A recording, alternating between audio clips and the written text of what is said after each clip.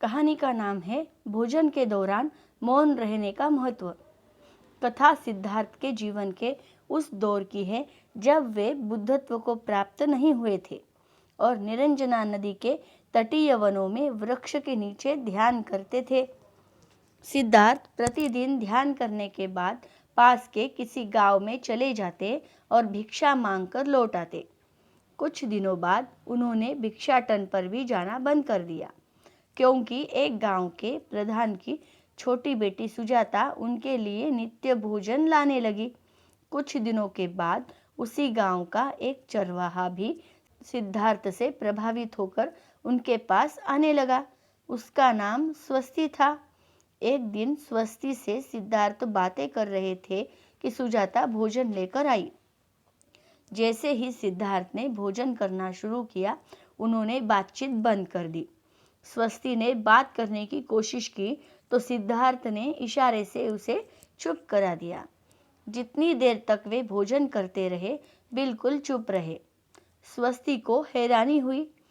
उसने सिद्धार्थ से भोजन करने के उपरांत पूछा, गुरुदेव, आप मेरे आने के बाद निरंतर वार्तालाप करते रहे, किंतु भोजन के दौरान एक शब्द भी नहीं बोले।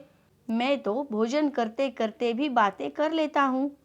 आपने तो मुझे भी इशारे से चुप करा दिया। इसका क्या कारण है? सिद्धार्थ बोले, भोजन का निर्माण बड़ी कठिनाई से होता है। किसान पहले बीज बोता है, फिर पौधों की रखवाली करता है और तब कहीं जाकर अनाज पैदा होता है। फिर घर की महिलाएं बड़े जतन से उसे खाने योग्य बनाती है। इतनी कठिनाई से तैयार भोजन का पूरा आनंद तभी संभव है जब हम पूर्णतः मौन हो। यदि हम भोजन को पूर्ण शांति से मौन रहकर अच्छी तरह से चबा चबा कर खाएंगे तो यह आसानी से पचेगा, जिससे पेट कभी खराब नहीं होगा। मौन रहकर भोजन करने से भोजन का श्वास नली में जाने का खतरा भी नहीं रहता। अतः भोजन के दौरान मैं मौन रहकर उसका पूरा आनंद लेता हूँ। वस्तुतः शांति से किया गया भोजन न केवल शारीरिक भूख तृप्त करता है, बल्कि मानसिक आनंद और सात्विक ऊर्जा भी देता है।